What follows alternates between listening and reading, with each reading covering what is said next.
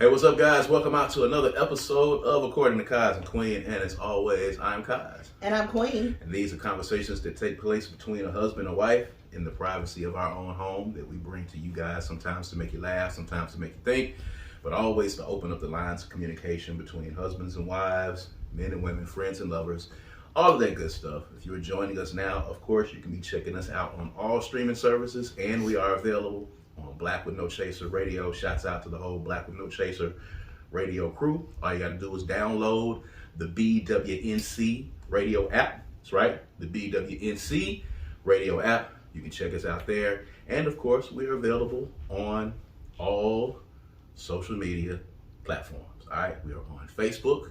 That's at Kaz and Queen. We are on Instagram at Kaz and Queen. We are on Twitter at Kaz and Queen. We are on TikTok at Kaz and Queen. You see the pattern there, all right? Any social media platform that you're on, if you put in Kaz and Queen or at Kaz and Queen, you will be able to pull us up. We're on all social media platforms, so make sure that you are following us for snippets of the show, little excerpts from the show, questions daily that sometimes my bride will put up on our Facebook page. But just follow us, you know what I'm saying? Follow the journey. And of course, we are available on YouTube. All right, all you got to do is when I put my finger here, bam, you'll see it somewhere up in here, right here. If you're listening to us, of course, you can't see, but it's youtube.com/Brad Kamikaze Franklin. That's youtube.com/Brad Kamikaze Franklin. Like and subscribe to that page. All right, make sure you like and subscribe. We're inching towards 1,000 subscribers. Doing it the organic way, bringing you some good conversation. This is good talk. Make sure you tuned in. This is brought to you by the Kundi Collection, www.kundicollective.com. As you see, I'm always geared up. My wife is geared up as well with a little Africa. Of course, I've got on Ain't No Genius, like Black Mississippi Genius, one of our best selling shirts. So make sure you tune in. We got this for you. Make sure you check us out every Tuesday, 7 p.m. on YouTube. You know what I'm saying? We'll be popping it off. We'll take your questions. We'll take your comments under the video, or you can email us at kazandqueen@gmail.com. All right? It's Kaz and Queen, K-A-Z, kazandqueen@gmail.com. If you got something that you want us to talk about. It's a lot going on. This is post-Super Bowl, post-Usher concert with a football game, as people coined it. So, you know, if you're listening or you're tuned in right now, let us know how you spent your Super Bowl Sunday. Did you have a Super Bowl party? All of that good stuff, man. You know, the Franklins have not really tuned in to the Super Bowl for the past couple of years. You know, I am a double fan, Dallas Cowboys, New Orleans Saints fan. I don't even understand that. I wish you had told me that before I agreed to marry you. I mean, well, I grew up watching both of those teams, and they were of close proximity. And I went with the teams who were of the close proximity. Who do you cheer for when the Cowboys and the Saints play? The winner. The winner. I've been a Dallas Cowboys fan since Roger Staubach, since Drew Pearson, Drew Hill, Hollywood Henderson, Too Tall Jones. I've been a Dallas Cowboys fan since then. I've been a New Orleans Saints fan since Archie Manning and Edwin Muncie, you know, way back when the Saints were the Aints. That just don't feel right to my spirit. Hey, listen, man. Growing up in Jackson, Mississippi, we didn't have our own NFL team, so I cheered for the people who I felt was closest. If the Cowboys came first, how can you then thusly like the Saints? I just liked them because they were close. I liked the Cowboys.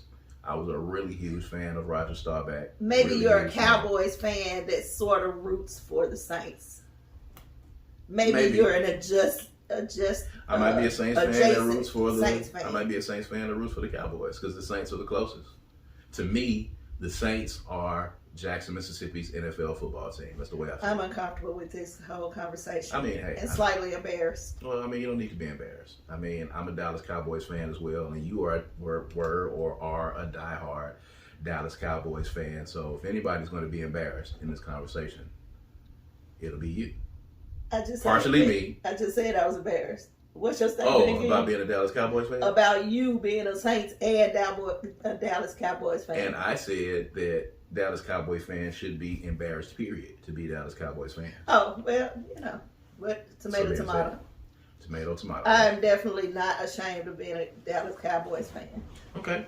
Well, that's fine. I'm just as miffed as everybody else with what has happened to us. And consequently, we haven't really tuned in to a lot of the Super Bowls here as of late, but the festivities. Mostly because of the embarrassment. Well, we have tuned in to the halftime shows. Usher did his thing. So, shouts out to everybody that showed up for the Usher concert that had the football game attached to it. So, we'll see how that goes. Football season's over with. We're moving on to the next thing. As we're moving on to the next topic here, a lot of stuff going on in the past week. Of course, when it's Super Bowl week, there's a lot going on. I gotta talk about this Monique interview. Do you gotta?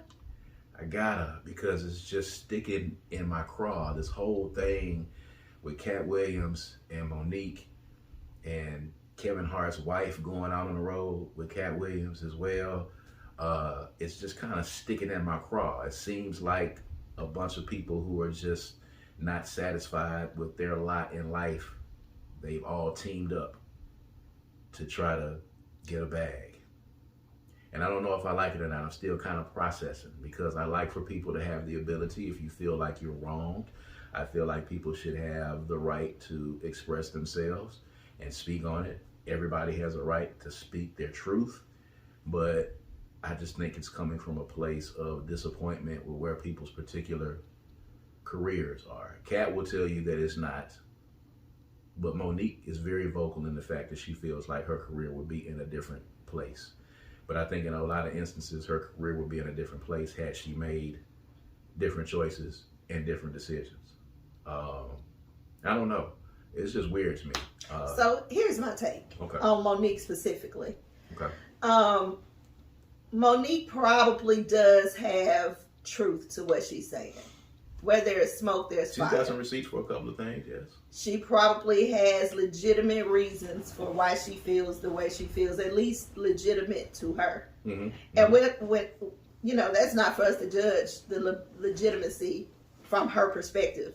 That doesn't have anything to do with the tea in China. The issue is every time you are in public, ma'am, you are bitching and moaning and complaining and woe is me.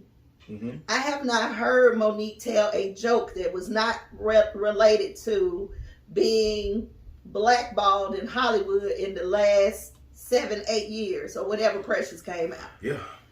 So we have forgotten that you're a comedian. You are now a curmudgeon. Like you are just an old mad woman who is bitter. That's not the way it's coming. Not a comedian, but a curmudgeon. That's a good one. That's how it's coming off now. Woo! You like that? I did. I know you like it. Made I me can tingle feel in my it. loins a I little felt bit your when you put tingle, that. baby. I felt the Yes, tingle. it made me tingle in my loins a little bit. I like it with the wordplay. She's just become a laughing stock, and people are watching you now not because you're talented, but because you spilling tea. Mm-hmm. And I don't like that for you, mm-hmm. sis, sweet baby. I don't like that. I think you can do better. Baby. It just feels like it's patronizing. It's condescending. Yeah, I feel like. And it started off sweet, but after you keep pressing and pressing and pressing, and we're not hearing nothing but negative. Mm-hmm. You kind of done killed your brand, sis. You got a whole new brand as the mad, angry woman who shows up on that nobody want to work with. The mad comic. The mad comic. The mad comic. Like I don't even care to see what you're saying no more. I don't expect to laugh at all. I don't ever see her and expect to laugh. And she used to be funny. Yes, she did. Maybe in happier times and where she wasn't so despondent and she wasn't so disgruntled. She got her Netflix special, which is how a lot of this started in the beginning. She felt like she should have gotten paid a certain amount of money for her Netflix special. That's when kind of all of this began and started. She got her Netflix special, and it wasn't funny. You got your chance, and it wasn't funny. One of the lowest rated, one of the lowest streamed comedy specials of all of the comedy specials that have ever been on Netflix. Was not received well. Nobody was even talking about it. At the end of the day, the material has to be funny. At the end of the day, the offering has to be of quality. You can't just say, I want a Netflix special because you want to gripe about the money that you were not being paid. But then you get your chance at the special when you get your opportunity, and it's not funny.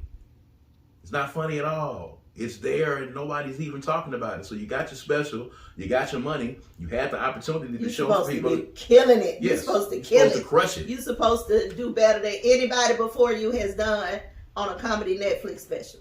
Yes. And that is not what we got. Yes. So the more you talk, the more you're diminishing your brand.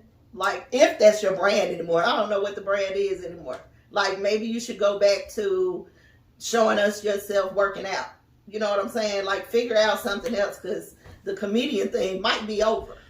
I don't know. I mean, you know, she had some funny moments when she was talking to Shannon Sharp on the show, but the show was kind of dedicated to you kind of taking shots at everybody. You know, I know it's kind of a thing for us in our community to take shots at Tyler Perry and to take shots at Oprah Winfrey and to take shots at the people with money, because there are those conspiracy theorists out there that feel like there's this boule or there's this cabal of black folks who are keeping people from being able to, you know, rise.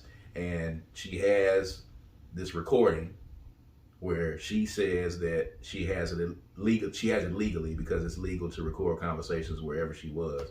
She has this recording that she's saying serves as receipts, where she has Tyler Perry saying that, you know, I've wronged you and I'm sorry for having wronged you, or whatever the case is. What does that prove? I don't know if anybody ever doubted that happened.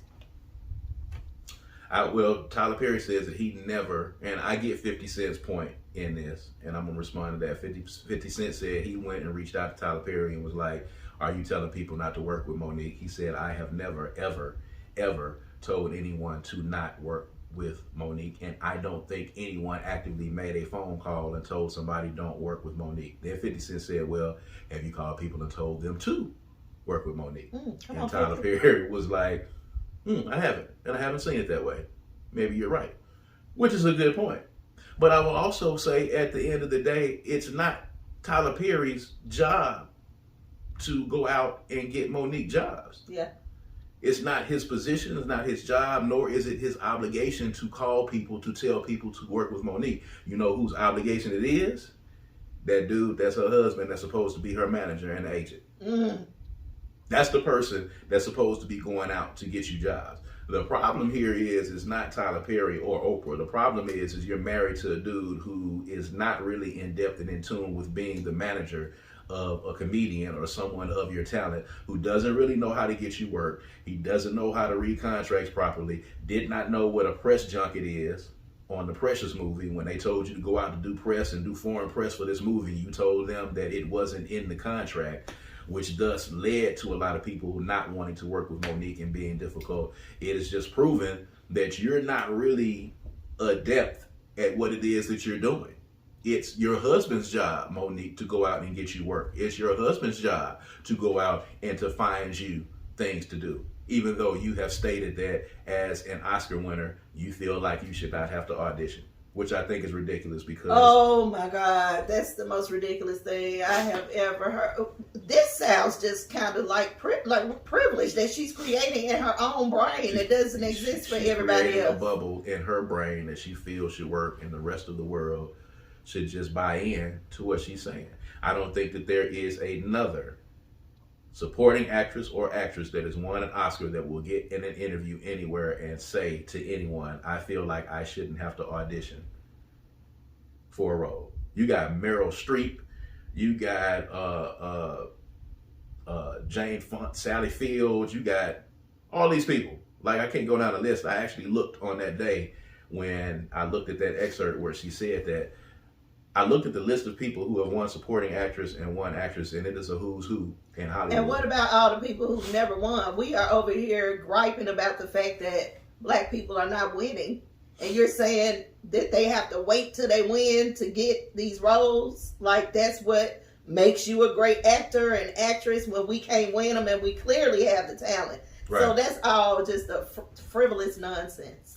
It is. I don't know what kind of reality that she lives in, but you know, she took shots at Tiffany Haddish, she took shots at Kevin Hart, She took shots at Steve Harvey. Steve Harvey's shots are warranted. I'm not a huge fan of him. I think this woman probably got legitimate things to say about all these people. I'm not trying to take away from what she has From her experienced. reality, yes. I'm not taking away from that. What I'm taking away from is the fact that this is all you see. This is the lane you in. This is where you breathe. This is where you live. Tea, hot tea, spilling tea. Everybody tea. That's all you own. That's negative. Mm-hmm. You can't receive positivity wallowing in negative. That just is not gonna happen. Yeah. So all you're doing is crushing down bridges everywhere you go. Right. Crushing down big bridges. We know what this industry is. We see it and we're not even in it.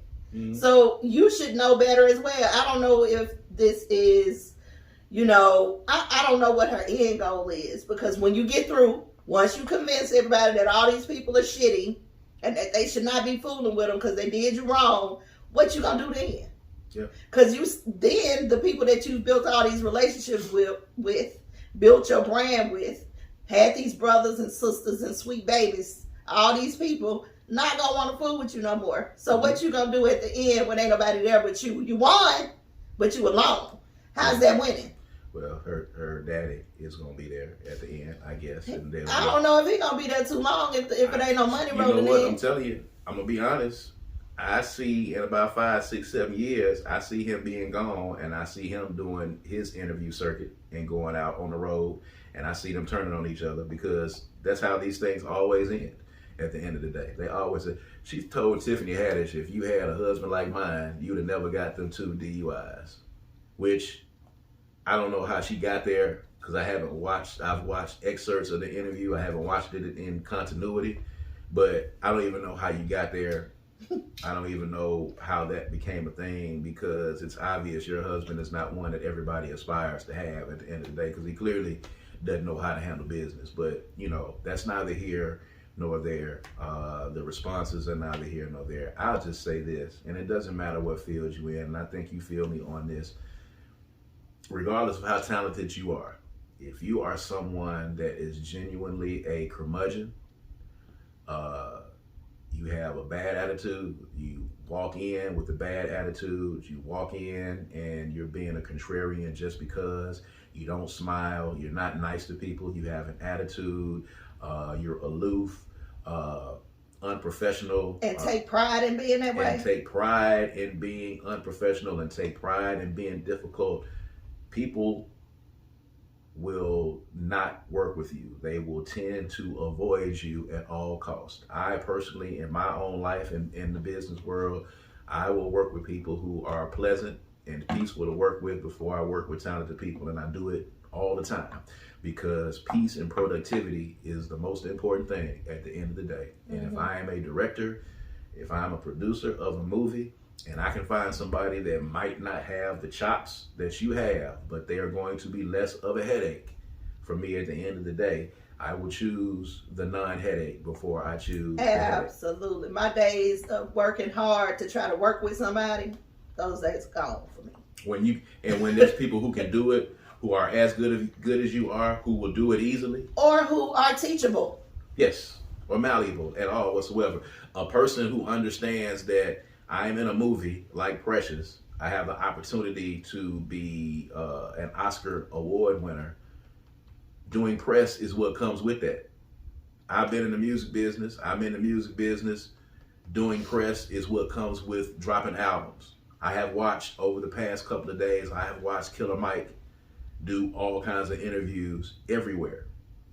Virtual interviews, in-studio interviews. He's been putting it up as content. He's doing interviews everywhere. When you win a Grammy, this is what happens. That's when the work starts, not when it ends. And none of that is in your contract. None of it is contractually where it says, if you win a Grammy, you have to go do this stuff. It's not anything that he has to do, but it's what you do when you win these types of awards, because it helps you to evolve into what you're doing as an artist. Shouts out to Killer Mike, by the way, for sweeping the rap award Best and the Grammy. Rap album I've heard in a long time. Like, I literally still listen to it from beginning to end. Jamming. So super jamming. Segue. let's talk about that. There was a lot of young bloggers and a lot of young people who were, and I mean livid, I mean beside themselves, who felt like Travis Scott, Nicki Minaj, Metro Boomin. Even there were some older people, Nas was in that category as well. There was a lot of people who were mad, especially the younger people, about Travis Scott. They were 38 hot about Killer Mike winning the Grammy for Best Rap Album. Killer Mike is 48 years old. I didn't realize that. I knew it, but I didn't realize it.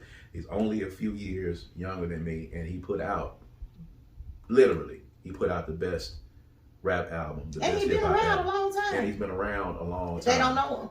And they don't know him. But what is your thoughts on him being 48? And what are your thoughts on the younger generation looking at that? You know, a lot of them popped up with the, who the hell is Killer Mike? I've never heard of Killer Mike before in my life. And then one dude was like, Travis Scott's least streamed song on Travis Scott's page still has 3 times more streams than Killer Mike's most streamed song on his page. They based it upon the popularity thing. But, you know, your thoughts on the older hip-hop generation with this win as opposed to the generational split that exists? Well, there's definitely a split. I don't necessarily get into the awards, especially the Oscars. They don't even have no credibility for me. Mm-hmm. So I don't care who they give the award to. I'm happy for the people who win. I'm rooting for everybody black every single time. So that's about as much credence as I give to the award itself, because they never vote for what I think. You know, if I was on the committee, I would never vote for who half these people that they choose. So I don't even know what the criteria is, how they make their decisions. I don't even know if anybody knows. So I don't put a whole lot into that. But what I will say is that I saw this young man eloquently state that the difference in old heads, which I guess we are, and Absolutely. The new people, is that younger people listen to music for a different reason. They catch a different vibe than what we look for. So we came up in an age where rap was younger and we paid attention to lyrics and what people are saying and maybe cadence and flow and things of that nature. Today, they are more inclined to listen to the beat, to listen for the drums, to listen for the vibe that they catch through the music, not the lyrics. To me, that makes perfect sense, because the music that is new for me, that I like, is still very lyrical. Yes. It just happens to have a beat that, you know, that younger people like as well. And the songs that are catchy, that have a popping beat that I might find myself doing this to in the club or something like that, I am not going to buy it. I'm not going to stream it. I'm not going to put it on a playlist, because to me, the lyricism just isn't there.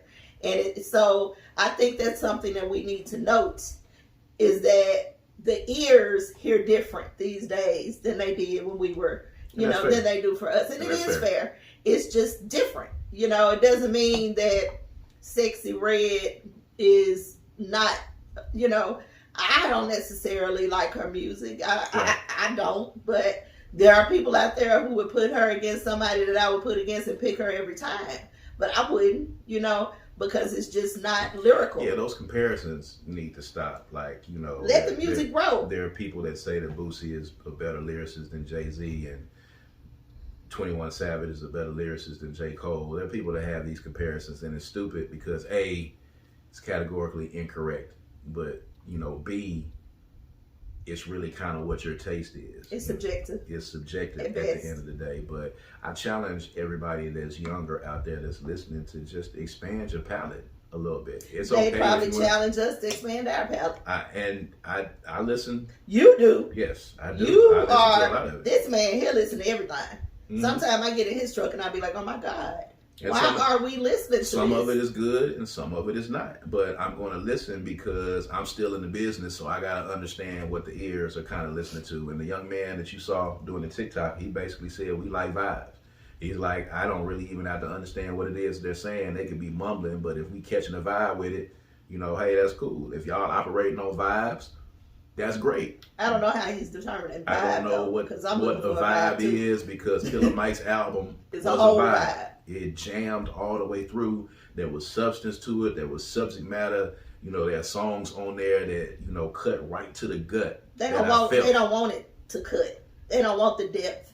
I ain't never seen so many generational people who hide from emotion in my life. Well, like, they don't want to feel nothing. I'm going to say this. They like Ride Wave. And I don't know if you haven't listened to Ride Wave before. I've never even heard those two words put together. Ride Wave, I think, on every song, I think he is crying out for help. I think he's indicated to me in the music that I've listened to that he wants to off himself. Like, it's the most depressing music that I've ever heard. But you hear kids say, I really feel that Ride Wave. I really feel it.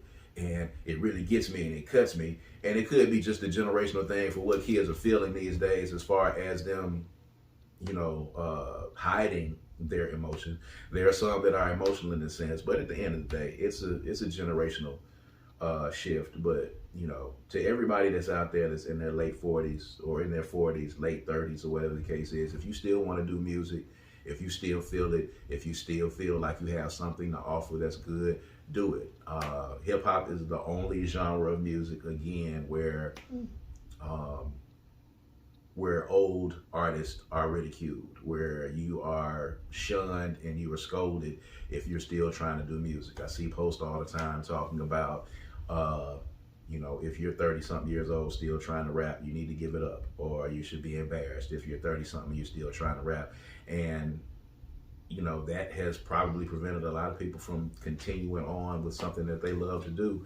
And it's very good to see Killer Mike getting this Grammy at the age of 48. I think it's great. And he deserved it. And he deserved it because the album was jamming. And understand, too, that the Grammys is a different vehicle than the American Music Awards or the MTV Awards or any of those other awards. The Grammy is voted on by people that are in the industry and peers, and they're going to vote based upon the quality of the album and the artistry and the creativity of what they deem an album to be, over popularity, over streams, over sales. So at that same time, you know what I'm saying, that is, you know, one of those things that, you know, is going to be happening at the end of the day. So, you know, there's that. Also, what happened on Super Bowl week, something that I thought that you were excited about. We saw the press conference for Wrestlemania. We saw the press conference for Wrestlemania 40. It's going to be taking place in Philly. You are all the way engaged. Again, you got to talk about it because this also caused a lot of controversy. The Rock and Roman, Cody Rhodes, and Seth Rollins. You know, this is going to be the best WrestleMania ever. You think it's going to be the best ever? Man, how could it not? I think you might be right. How could it not? Man, look. So, when we first got together, I watched wrestling growing up, you know, Mid-South, you know. Saturday mornings, watched it. But fell off, you know, and when we got together, I started back watching merely because I had some familiarity with it. And he told me early on, we first started dating, that he would not talk to me on Mondays. I think it was Monday and Thursdays at that time during these hours, which were the hours that wrestling was on. Yeah. And he told me early enough for it to make sense to me. And we literally did not talk during those times unless he called me, which he then started doing. But so then I get back into wrestling. And then somewhere along the lines when we started having our troubles, I stopped watching.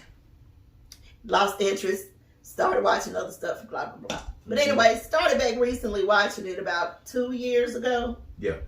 The Rock had already gone Hollywood. He wasn't around, but he was one of my favorites. Him and Stone Cold, Undertaker, Heartbreak Kid, you know, all those people who were gone basically when I came back to watching it. So I've been waiting for The Rock to come back, and not just an appearance, not just a But you got to tell me what got you back into it. What got you back in?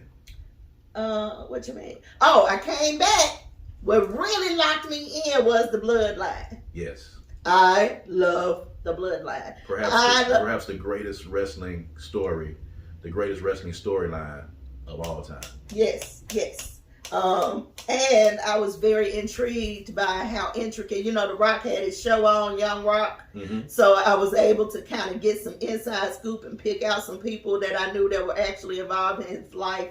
And, you know, how it tied into the bloodline and things of that nature. Roman Reigns is one of the most, excuse me, baby, while I say this, one of the most well put together looking people on earth for me.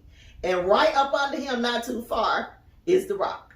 So seeing them both in all of their magnificent beauty and physique and charisma and shit talking capabilities, everything you want in a wrestler, having them in there. And then if you haven't seen it, sorry, maybe some spoilers here, but I'm thinking they're gonna fight each other, and I'm elated. Like, finally we get to see these two go at it. And The Rock come on at the presser, and he's like, "This is my family. You talk about my family." He done took a whole switch. I'm like, wait a minute, where are y'all going with this? Switch gears. You know, originally when The Rock came back, it was thought that he was going to come back. Rock is now, of course, he's on the actual board. Yes. The TKO board, the people that own WWE now. Thanks, Big E, for telling everybody. Technically, well, everybody knew that part. Not everybody. All the serious wrestling fans knew that, but everybody don't know it. So yeah, so he's technically kind of like Triple H's boss right now, technically speaking. And they've had their rivalry over the years. So, you know, Rock has always teased coming back, but originally it was supposed to be Rock versus Roman, which I feel would have been, without a doubt, the biggest WrestleMania main event of all time. But it was hijacked by the Cody crybabies. It was hijacked by the Cody fans. We know that Cody came back from AEW. We know he came back to finish his story. We know he came back to win this belt that his daddy had. Yada, yada, yada, yada, yada. And we've made our way back to that now. And now it is morphed into the bloodline versus Cody versus maybe Seth. I don't know what it's morphed into. Well, Seth ain't wrestling nobody. I know The Rock slapped Cody Rhodes on the press conference, which for me was one of the most shocking moments for me ever in wrestling. So beautiful. I was actually floored. And I'm somebody that's followed wrestling for years, and nothing has ever really surprised me. I was not prepared for The Rock to slap Cody Rhodes in the face. Seemed like he came out of nowhere. I don't know if Cody was ready. I grabbed my head and I was like, oh my God, I cannot believe this. He just bitch slapped this man. He just slapped him. I couldn't believe it. I didn't see it, which is what makes this so exciting and so intriguing. So it's going to be awesome. The Rock is back, and we'll see what happens. I want to see what happens with the bloodline if The Rock is back. And please note, you wrestling fans, please note the energy that Roman carried in the presence of The Rock. Like, he got real small when The Rock showed up. He got real. It was like he handed off the tribal chief moniker to The Rock and became Jay or Jimmy in his presence. And we're going to see where that goes. The Rock said on his social media, you know, buckle up for the ride. I'm looking forward because we got some time. We're going to see what happens. This is obviously going to morph into something else. We're going to see where it goes. But it was exciting. Something else that happened on Super Bowl weekend. Something else that happened in Las Vegas. Las Vegas has really been popping this entire week. Say word. Shouts out to everybody that's out there in Vegas. What happens in Vegas stays in Vegas, I suppose. And it's unless Monique is there. Unless Monique is there, and she's going to tell everybody's business. Right. So, anyway, on that note, we're going to get up out of here, man. We appreciate y'all for tuning in, of course. Hope you have been enjoying. And if you have, of course, comment, like, share, comment under this video here. Leave us a comment and say, hey, you know, let us know what you thought about what we talked about. But if you have some subject matters, if you got a TV show, if you got a restaurant, if you got anything that you want us to talk about, you want us to review, any of that, just email us. Oh, yeah, that's a good idea. You know what I'm saying? KazandQueen@gmail.com. KazandQueen@gmail.com. Hit us up. We'll talk about it. We'll give our opinions on it. We'll go check it out. You know, we'll put some content up, all of that good stuff. All right. So, at any rate, we're going to close this one out. I am Kaz. And I'm Queen. And this is According to Kaz Queen. And we're going to see you guys next time. All right. Peace and power. Peace.